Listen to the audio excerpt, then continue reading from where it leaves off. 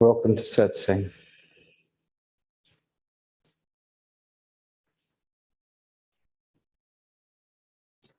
Yes, sorry.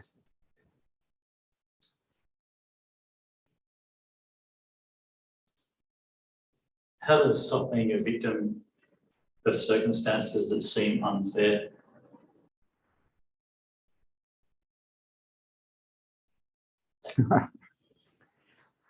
Well, first of all, you have to have a belief in unfairness. And I just don't have that belief. The idea that things should be fair is out of touch with reality. All we've got to do is look at the animal kingdom. And the big animals eat the little animals, the old animals, and the sick animals. There's nothing fair about it. When we teach our children fairness, we're teaching them how to suffer for the rest of their lives, because they'll go out into a world that is not fair, and they'll develop injustice wounds because they think it should be fair. And so I try to be even with everybody I meet, but I don't expect anyone to ever be fair with me. That would be me being delusional.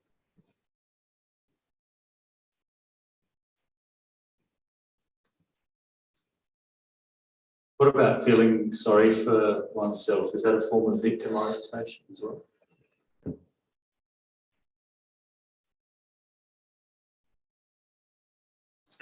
I don't think I've ever done that either.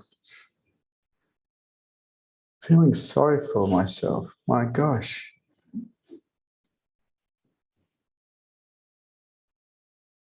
I don't have anything to say about that. Sounds good. It just sounds very childish. Yeah. I understand being a victim is damaging, but how can I snap out of victimness when I catch myself in the moment? To be a victim, you have to be blaming someone for how you feel. And I learned when I was a teenager that nobody can make me feel but me. Now, if I want to turn myself into a victim of that feeling that I have created by blaming someone else, once again, I'm being immature. As a mature adult, I'm responsible for my feelings, not someone else. Nobody can make me feel but me. Other people might do things that I don't agree with. So what? That's life. I haven't supported victim-orientated thinking in myself really since I've been 19. Because that's how we create suffering in ourselves. Turn ourselves into a victim of somebody or some circumstance, start blaming, go into resistance to what is, create suffering for ourselves, usually not changing anything at all, just creating suffering for ourselves, and being immature by holding someone responsible for how I feel. I make myself feel. No one can make me feel but me. I learned this when I was a teenager, because as a teenager, I wanted to be a man. And men take responsibility for themselves. They don't blame other people for how they feel, or situations for how they feel. They take responsibility for themselves. I make myself feel. Nobody can make me feel but me.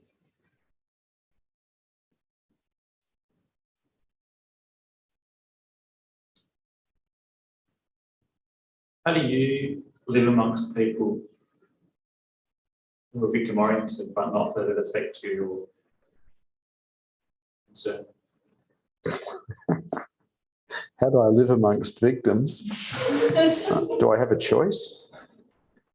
Most human beings are victim orientated because our newspapers support it, our television series and movies support it, our literature supports it, our parents probably supported it, our heroes, whether they're football or rock stars, support it, or movie stars support it. And so there's this common understanding that being a victim is okay. From my perspective, it's okay if you want to hurt yourself, but if you don't want to hurt yourself, never become a victim of anything. You have to volunteer to be a victim. It's a choice. And I choose not to be a victim. And I've chosen not to be a victim now for about 50 years. How much suffering haven't I achieved as a result of that? Because victims just suffer endlessly, constantly in resistance to what is. What a horrible way to live when you look at it. And it is a choice.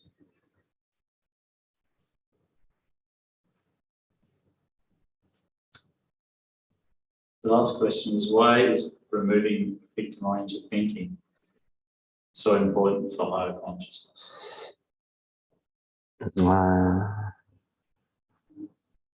Higher consciousness is achieved by witnessing the mind and seeing through the mind, not getting caught in the mind. When you can see the mind clearly, you remove all the obstacles that are in the way of higher consciousness and in the way of heart. In lower consciousness, all you do is you see dream and you think it's real. In higher consciousness, you're witnessing the mind, and you have been witnessing the mind for quite a while from a non-judgmental place. And so you see everything. You see everything that's happening. You see what's in the way. You see the different defense systems that come into play. And anything that is in the way, you remove. And this actually works. Nothing else really works towards higher consciousness but this. If someone's a victim, they're contracting. They're not in higher consciousness. They're in lower consciousness. Because to be a victim, you've got to be in some kind of dream, blaming someone for something or something for something. Dreaming is lower consciousness. People in higher consciousness are present to reality, not dream. They're switched on. They're not lost in the matrix of the mind. It's very different. People in higher consciousness see the big picture always. They don't get caught in the small picture. They can see the small picture, but they don't get caught in it because they see the consequences of everything. If you want to be successful in the material world and in the world of spirituality, you raise your consciousness levels. People who are victim orientated don't stand much chance. It's that simple. Thank you. Okay. And this is why the planet is in so much darkness, because most human adults are in lower consciousness. They're not in higher consciousness. They're in lower consciousness. They're lost in dream, believing the dream to be real. The only way to save this planet really is to raise consciousness levels. But there's not very many people doing that, unfortunately. Any questions? Any statements? Any challenges to anything that's been said here this evening? Yes. I feel like I got lost in a dream of sexuality this afternoon. Did you have fun? Yeah, I felt quite alive, but I feel like I have to confess. No, I'm really not interested. I'm not a priest.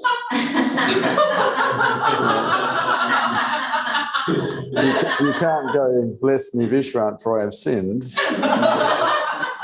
I'm not interested.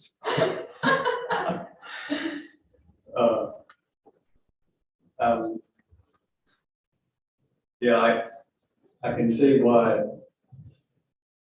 I think you said that sexuality is one of the hardest things to see through. I'm not sure what you're talking about right now. You got caught in some kind of fantasy. Is that what you're talking about? Yeah, that's right. and like the visual aspects of the fantasy, they were very, very difficult to get my mind away from. Do you have any advice on this? When we entertain pornography in our minds, it activates our sexuality pretty strongly. And so you can actually have more and more pornography in your mind by running it. You don't have to support it. It's your choice. It starts up in your mind. You don't have to continue it. It's your choice. You can if you want. I mean, sex is a natural, very natural thing. I have nothing at all against sex. Thank you. I haven't finished.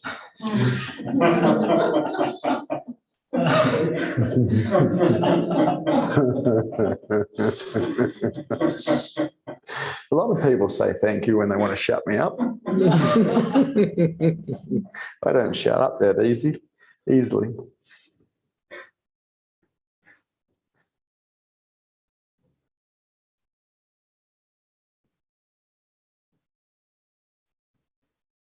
Depends on what you want in your life as to how much you support any kind of dream.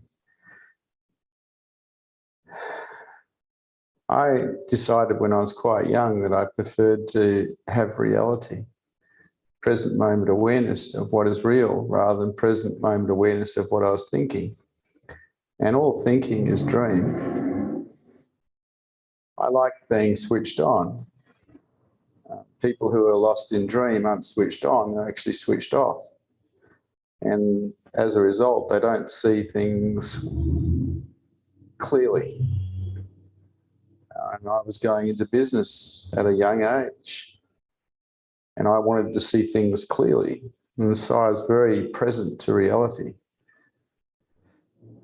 Pornography is just another way to distract yourself, another way to not be present to what is real.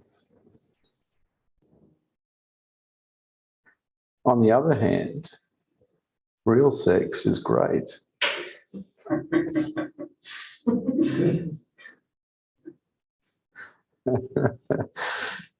Up to you.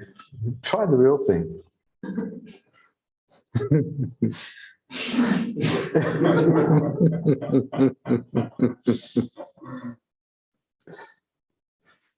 Yes.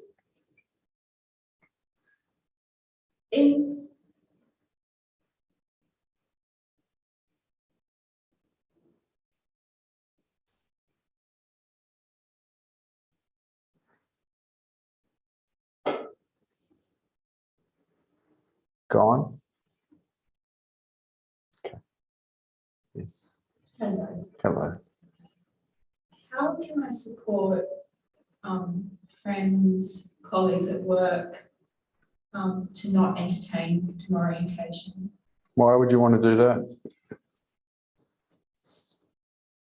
It doesn't work. You try taking victim orientation off people and they'll bite you.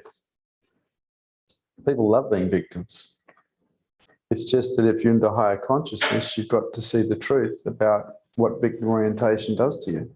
It keeps you locked in lower consciousness and it keeps you in sufferance. But trying to tell people who aren't interested in being told will just get you bitten. Maybe you like being bitten.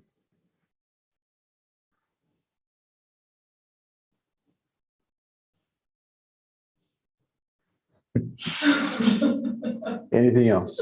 I don't think I like getting bitten. Fair enough. But is there... You try telling someone who's in a fully blown blame mode where they're going into tantrum because they claim someone's hurt them or ripped them off or betrayed them or whatever. Try telling them they're just being a victim and see what happens to you.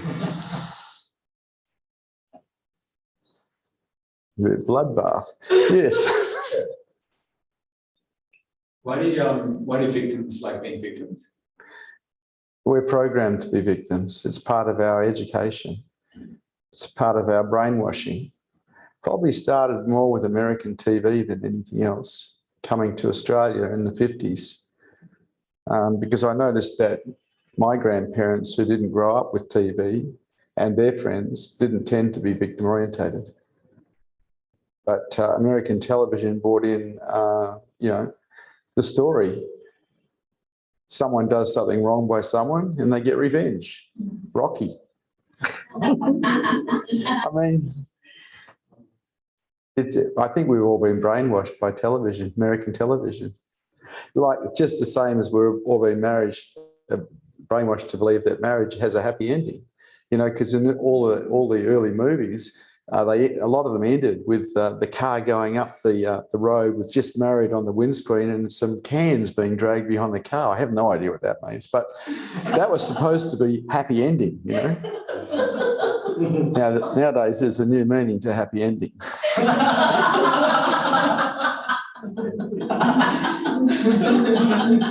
Anything else?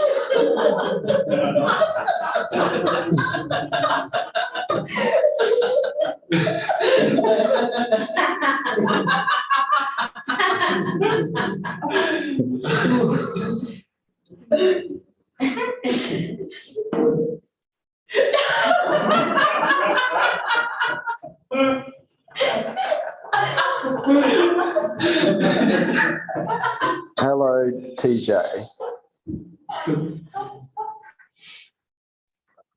Hey, Vishrant, can you hear me all right? Sure can. Awesome. I wanted to ask you, from my experience here in America, most of the people that I've met who are switched on, they're more often the business people, the people who are in the business world. I haven't met too many poor people or regular class working people who are as switched on as some of these people here. Do you know why that may be the reason? Yeah, I do, because I was a successful businessman and I was switched on and all of my friends were switched on. It's what made me to be successful and wealthy. I started with absolutely nothing, not a cracker. I started my business when I was 24 years old. I retired when I was 28 because I was switched on. My consciousness levels were through the roof. Because I did the work on myself. Like, I'm trying to teach people now how to be switched on, but it's difficult because it takes a fair bit of work to be switched on. What did that work consist of at the time? Witnessing the mind and removing all limiting belief systems, which is what I did. Can you give me an example of a limiting belief system that you removed? How about belief in victim orientation? That was one of the first ones I removed. It took a while. I worked on, because I came from a family that was very victim orientated, and it was difficult. But I started challenging all my belief systems around victim orientation when I was about 19, and just kept taking them apart until it just didn't happen anymore. I didn't actually fall into a victim role anymore.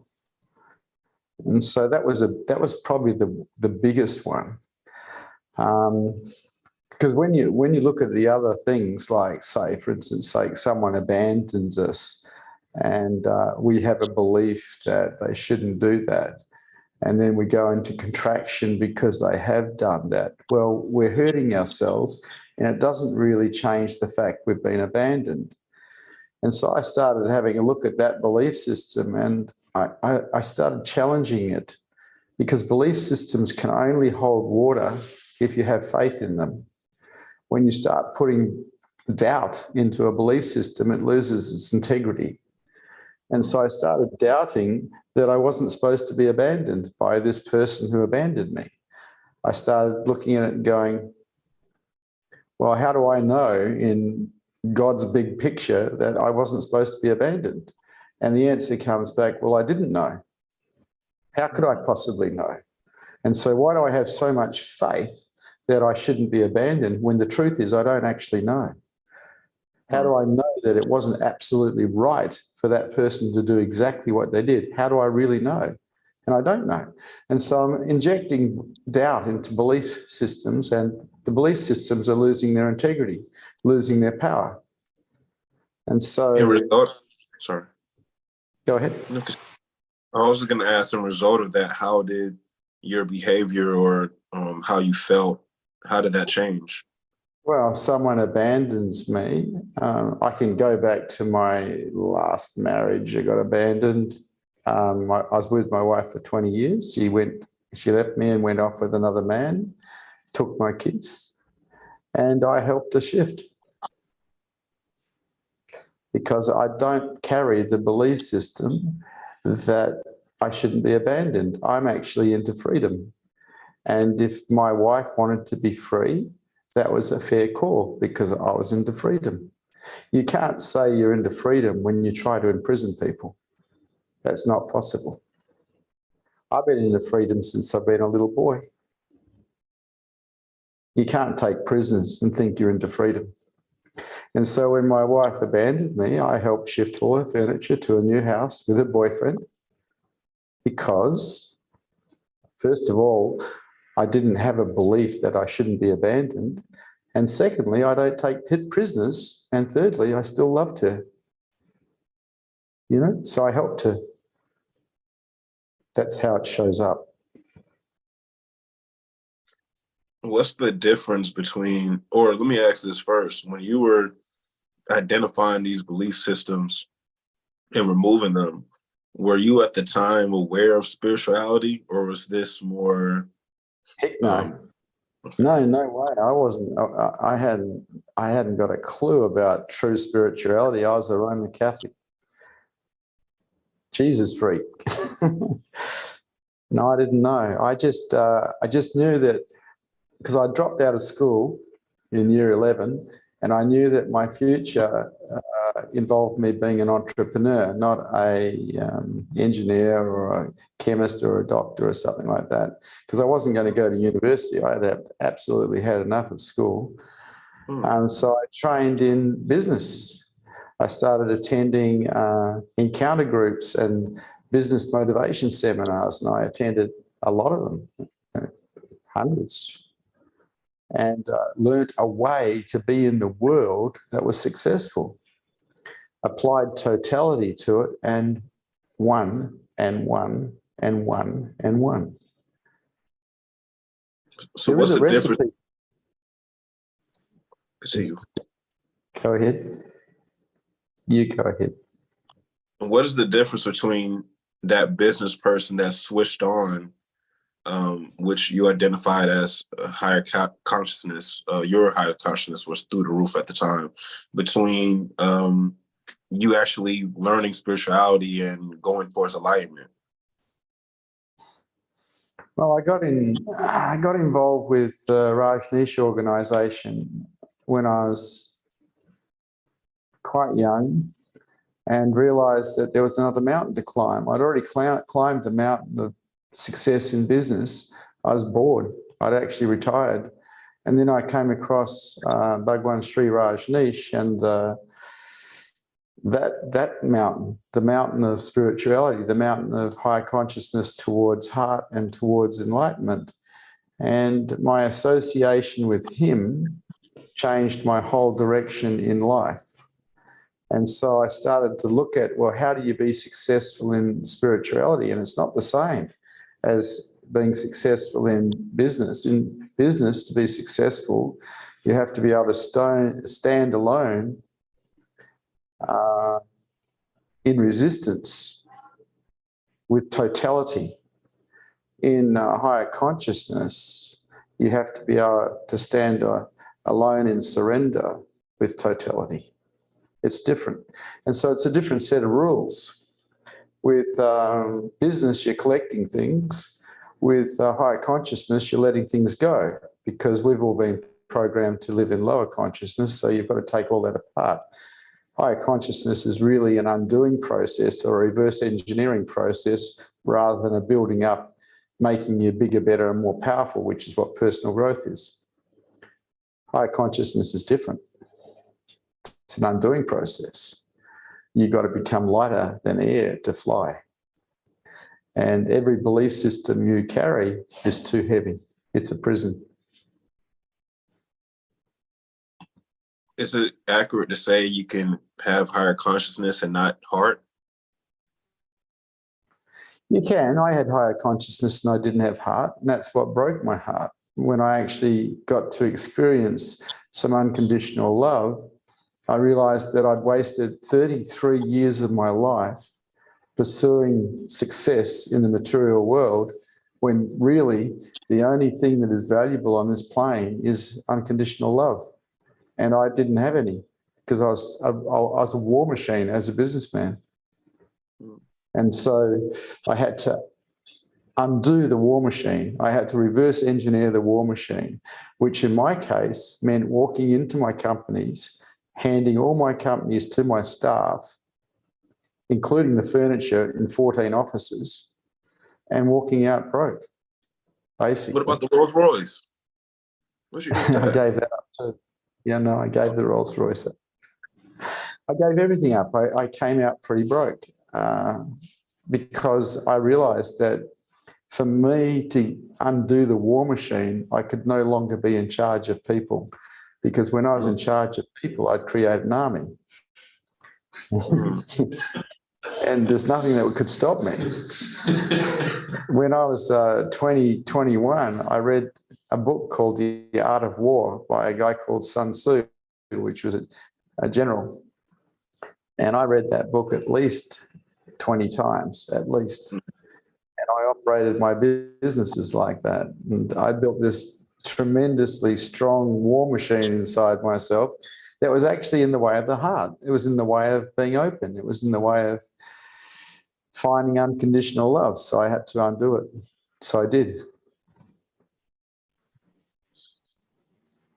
Can you give me a little bit of more clarity on what makes a girl a woman and a boy a man, or the difference between a boy and a man, or a girl and a woman? Basically, responsibility. It has nothing to do with pubic hair. A lot of people think that when you get to the age of 18 or 21, you're a man or you're a woman. Yeah. I don't think so. Right.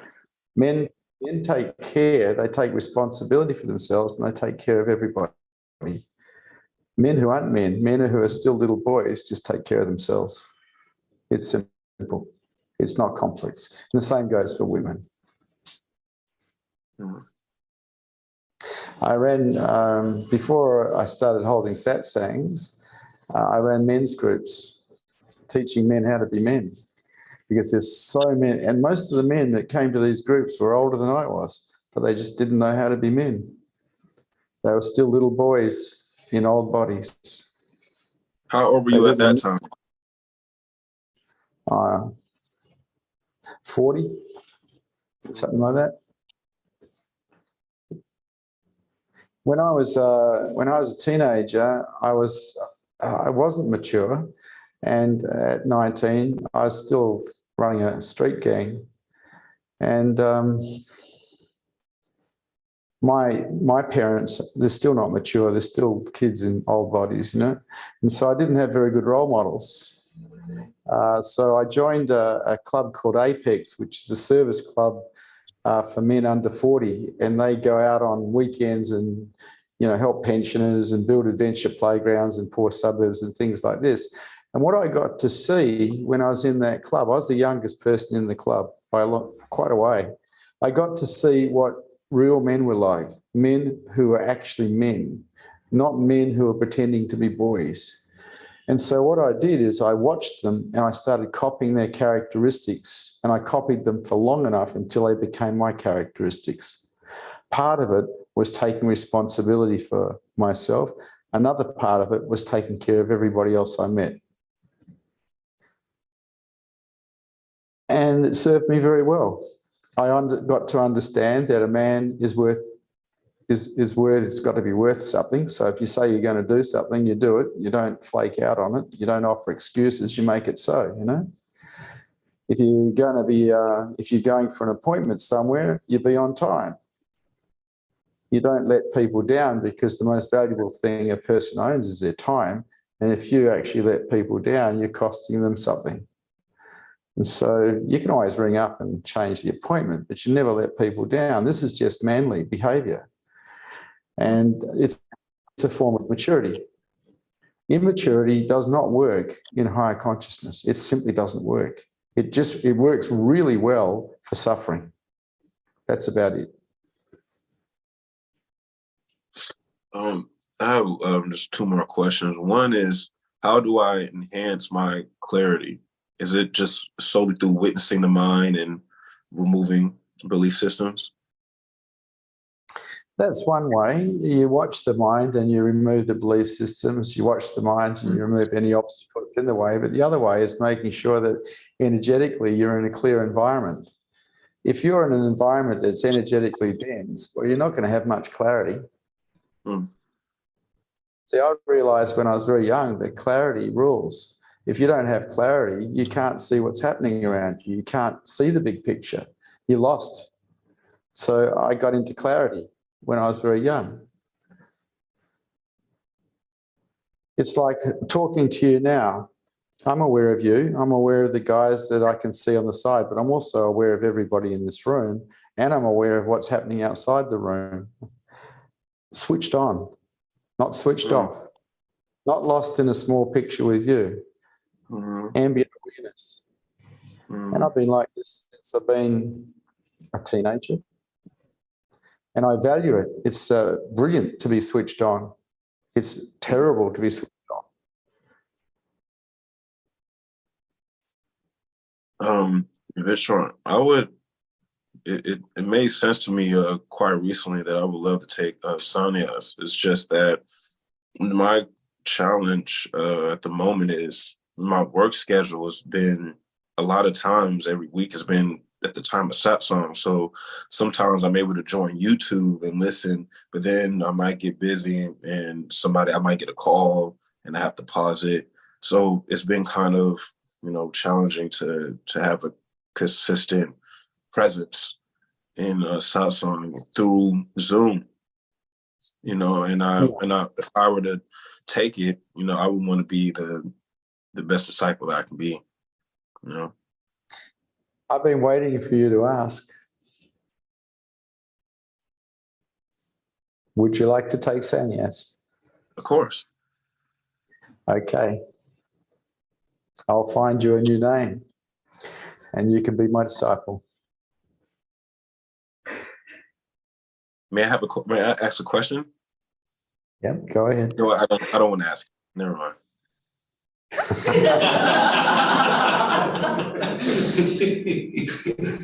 My whole deal with you now is to do whatever I can to help you raise your consciousness levels, find heart and get free. That's my deal with you. Okay? I take it, yeah. Okay. Well, by the next time I see you, I may have a name for you. I don't know. The names kind of come out of the nothingness. There's someone here who asked for sannyas a few days ago, and we found a name for him. I've got it here with me tonight. So there'll be someone here tonight who's receiving sannyas. Great. Yeah. That's all I have for today so far. Thank you. Sannyas is also a love affair. I love you to bits. I just can't help it. I love you. I feel the same. Okay. Yes, sir. Okay. Yeah.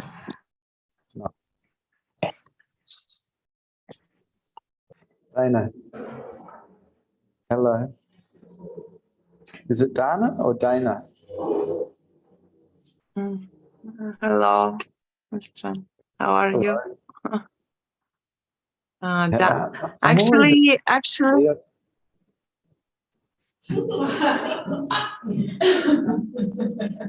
Actually, in English, it is sounds as a Dana. Dana. Yes, Dana. Okay, I'll call you Nazarova. You're Russian. Nazarova.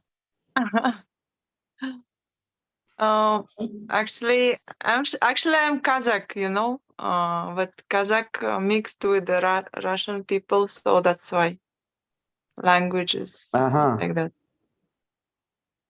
Yeah, yeah. Would you like Soviet to Union talk made about? us like this. So Sorry? much, you know, so much questions I have, and I don't know from what to start. I think main question is what I'm doing wrong, or how to wake up. Because when you spoke, actually, I wanted to say you that I already found the way how to witness. But suddenly you saying something explaining, then I understand I'm sleeping so much. I want to wake up, but this everything what I do not working, and also I know that it is not working. What need to do, or maybe not any at all to do anything? So, Mm. how did you learn to walk? How, when you were a little girl, did you learn how to walk?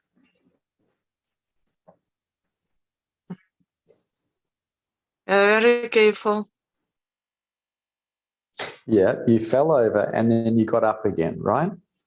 And then you fell over and then you got up again. Yep, that's how you learned how to walk. Well, that's how we learn Yeah. how to raise our consciousness levels as well. We try, we fail, we try again. We try, we fail again. We try, we succeed a little bit. If you keep going forward, you put your totality into it, you will succeed. But it doesn't work just because you think it's a good idea. It works because you put the effort into making it happen. Practice is the only thing that raises consciousness levels, nothing else.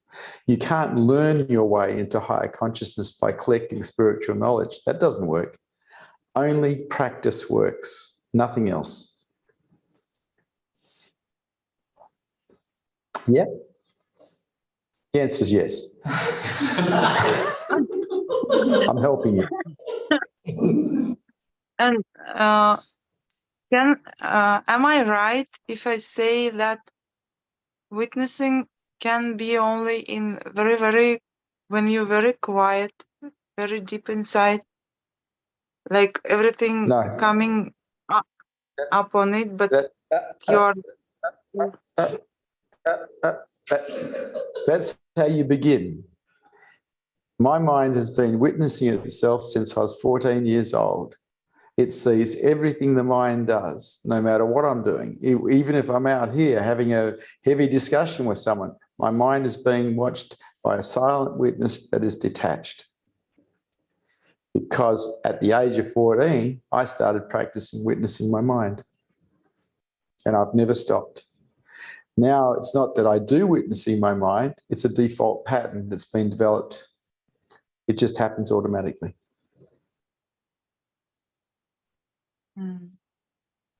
Practice, practice, practice. Mm-hmm. Anything else, Dana? means mind could be so much big, means so much here, and like sometime I'm losing the belief, or how you can say, like I think I never get it, I never achieve time Well, like that, that I pretty feel. much that guarantees you'll Huh? fail. That guarantees failure. If you think you can, you can. If you think you can't, you won't. It's really simple. You're shooting yourself in the foot with your negative attitude about yourself.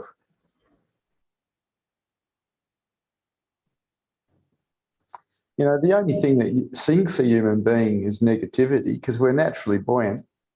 We don't have to have a positive attitude. We just can't afford to have a negative one.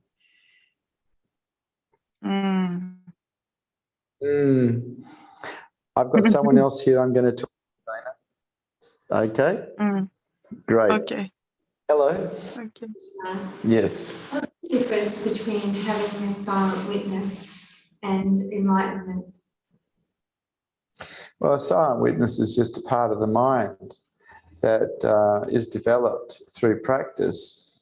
And behind the silent witness is pure awareness. So it is a methodology that can lead to enlightenment. It's not the method I use, though. I just used the silent witness to see what my mind was up to and removed all the obstacles that I saw that were in the way of freedom. But that's still inside the mind. Enlightenment is beyond the mind. It's that's aware of the mind, becoming aware of itself and staying aware of itself. If it just becomes aware of itself, it's a glimpse. That's a satori. If it stays aware of itself 24 hours a day, that's enlightenment. Awareness, aware of itself. And what makes it stay aware of itself? I don't know. It happened, I had a lot of satoris before awakening. What made it stay, I don't know. But one of the things that you would have noticed about me is I don't contract. I don't go into resistance. I stay cool, calm. And I have done most of my adult life. Cool, calm, and deadly. And so when the mind contracts, it attracts awareness back to itself, back to the mind. And so you lose awareness on awareness. So this is what happens to most people. They have a satori where awareness goes onto itself and they experience themselves as the nothingness or the vast everythingness. And then they find themselves back as ego-based because awareness has gone back to the mind because the mind has somehow contracted or tried to hold on to something. That'll do it. For me, I was in the presence of an awake teacher and awareness was on itself and I was experiencing that and there was an absence of the I. And when the teacher went away, it's just stayed like that for 24 years now. But I think my mind was prepared to support what had been found because I wasn't into contracting or resisting anything. I was into acceptance of life. I wasn't shaking my fist at God and saying, hey, you got it wrong. I was accepting life as it was, the good, the bad, and the ugly. Okay. Yes. You know, you were just talking about the silent, like the silent Witness. I've been trying to do, I'm not very good at just sitting and meditating. I'm doing the walking thing. Yeah, that works. Yeah. So that I can do that. I can do that quite easily. So the silent witness bit, is that basically when my mind starts wandering off and then I have a chat and bring it back again? No, not at all. That's you're talking about just meditation where you're aware of what's real, whether your footfalls, your breath, what's happening around you. That's just meditation. The silent witness is different again. It actually just watches the mind from a detached space and it sees what it's doing. And because you have it there without judgment, you don't get caught in whatever it's seeing. So the mind might be running a story, some kind of drama, but you're not caught in it anymore because you have detachment from the mind because you have the silent witness watching it. Does that make sense? So that's a methodology towards enlightenment, but meditation is being aware of everything out here because everything out here that you see, you feel, you hear is real. What you think about it, it's not.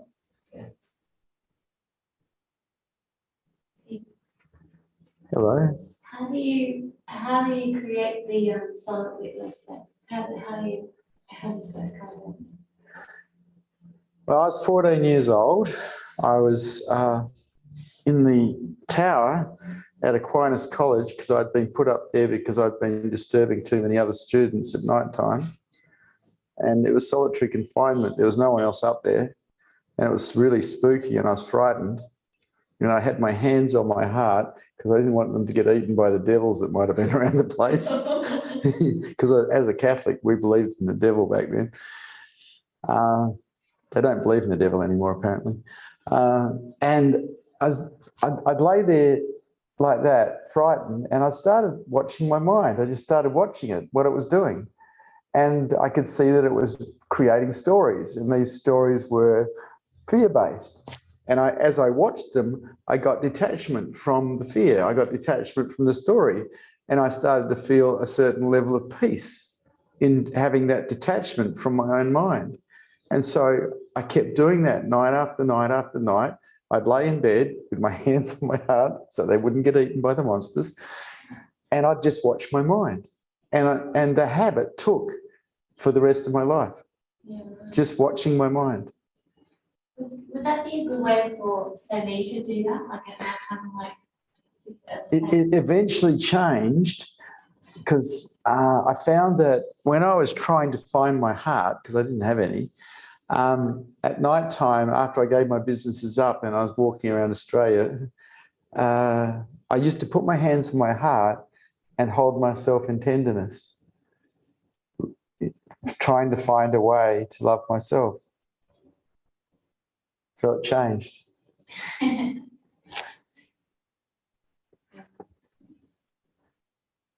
Yeah.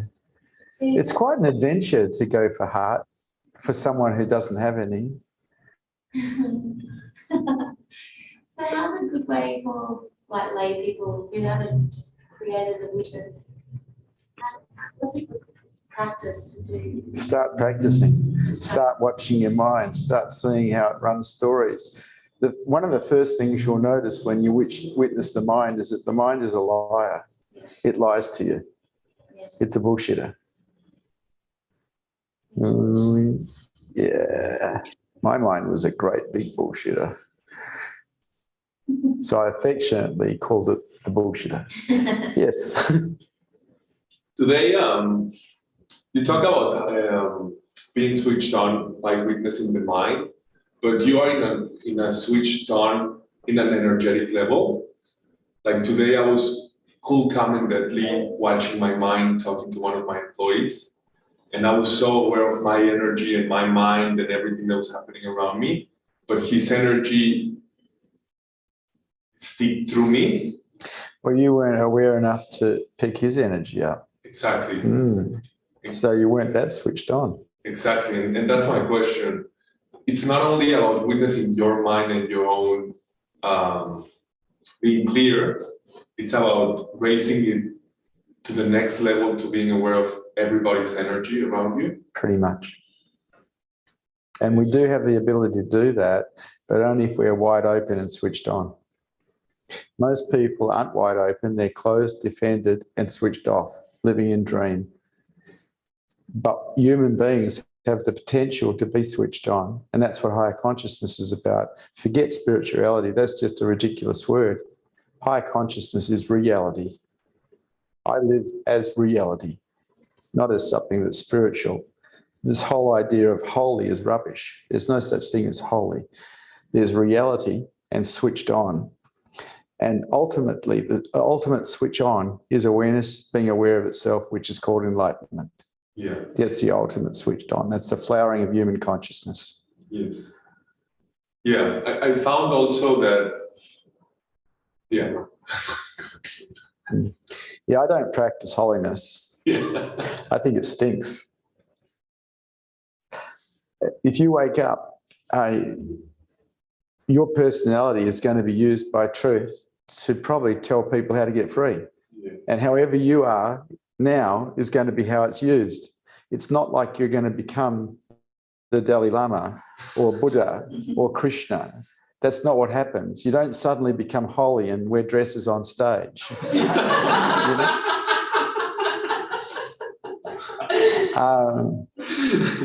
I'm degenerating into a true bogan.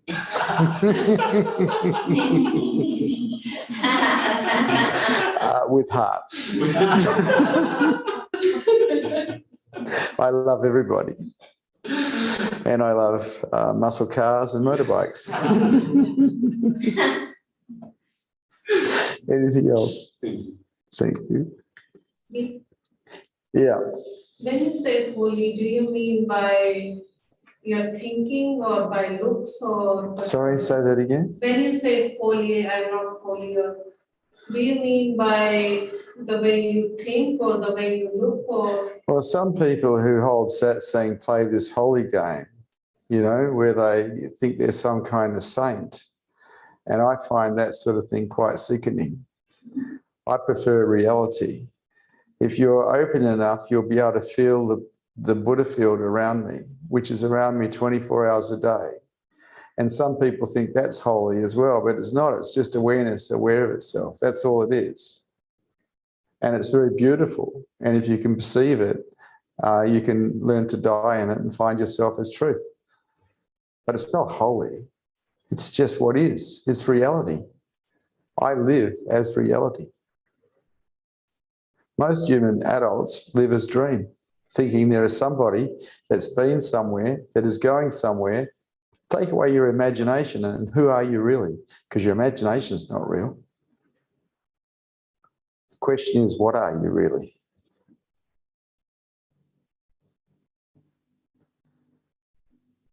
Mahan, wake up.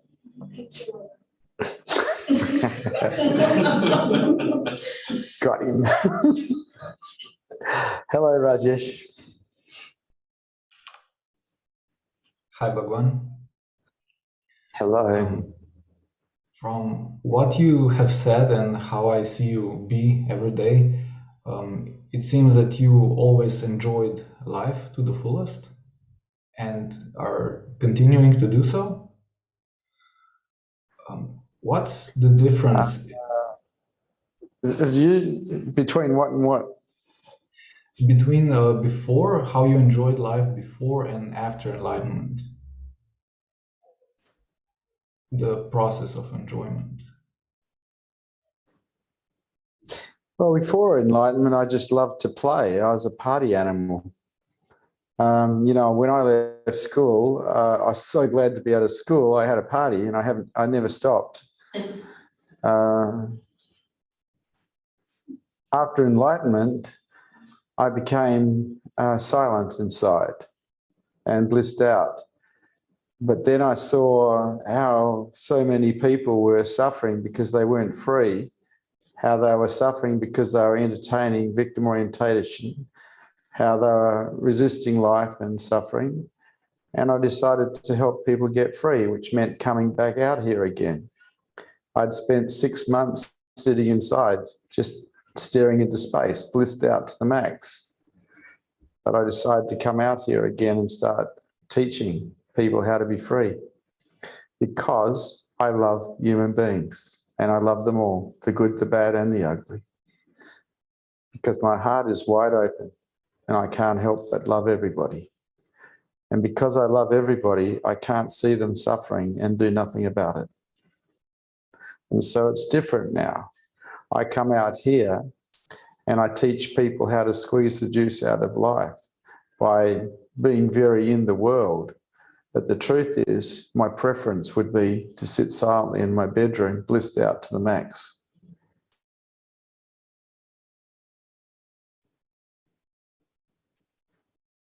Can the being blissed out to the max, and I mean, from what you just said, it seems like you're living for others, not for yourself anymore. And, that's true. I don't have another reason to be here, man. You don't understand enlightenment. Enlightenment, you don't make it to enlightenment. You as an I don't get enlightened. That's not possible. You as an I aren't even real. Without imagination, you as an I can't exist. And imagination is not real. When enlightenment occurs, awareness becomes aware of itself, the I drops. It's gone. And what you sense is a sense of absence, an absence of the I, an absence of the somebody. It's like right now, there's someone talking, but there's nobody talking. No sense of a somebody here. Gone, gone, gone. Absolutely gone. I had to learn how to be human again after 6 months of being staring into space. Had to learn how to blink. Had to learn how to look away from people. Had to learn how to be funny again. Had to learn to become human so I could meet people and they could communicate with me, because most people can't meet me where I live, because I live as silence and stillness.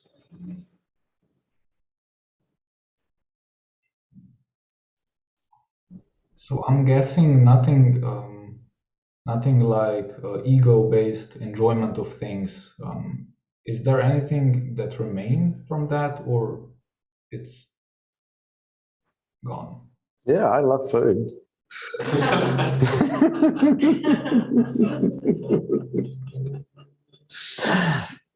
I love life, and I love food, but it's. Can you imagine being blissed out to the max, like you're on heroin all day long, and wanting to do something? Well, that's what it's like. My mind is profoundly content for no reason whatsoever. I come out here to play with you, to help you. There's not much in it for me, really. As a matter of fact, there's nothing in it for me. My life is a life of service, and my love affair. It's my love affair with life. I love life. I love people. I love animals. I love plants. I love oceans. I love earth. I love the sky. And I love you.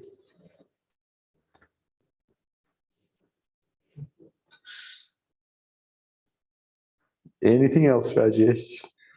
That's all. Thank you. Alex, can you come here, please? Come and sit in this chair here for a tea. It's not. It's not? No, Ah, it's another one. I do have it. Okay. I just got to find it. No, you can sit here. It's in my mind. Yeah. Sit there. I sent it to Tosh. Can you get my phone out of my car? Yeah. Life is good. I've known you for how many years? It's a long time. Yeah. 8 years? No, it's more like 13 or 14. 13 or 14 years. Wow. And you've taken all this time before you decided to ask for sannyas. You are one stubborn dude. I actually wrote, when I spoke to Tosh the other day, he said, "Oh, I'm looking forward to hearing what your sannyas name will be." And I wrote back, Prem Stubborn. Yeah. It's actually much more beautiful than that. It's part of a Buddhist mantra. The mantra is Gate, Gate, Paragate. Gone, gone, gone beyond. Thank you.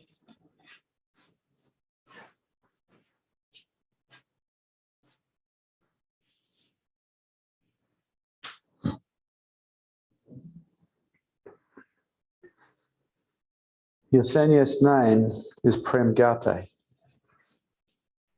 Prem meaning love, and Gate meaning gone beyond. Gone beyond. This is the goal of the seeker, to be gone as an I, and for awareness to be aware of itself. The pathway is love.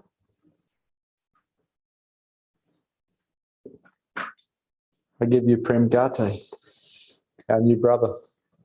Welcome.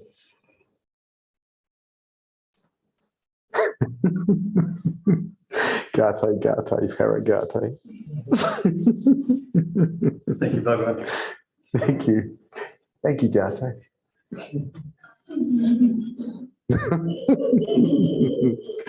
Unfortunately, it is past. Connor, I'll entertain Connor, one last person. Hello, Connor.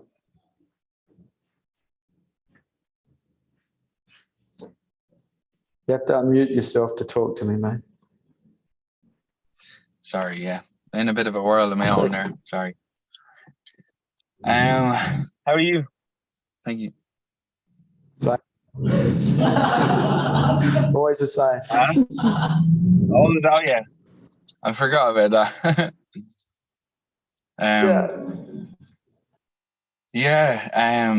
I've had a bit of a wild one since I've met you.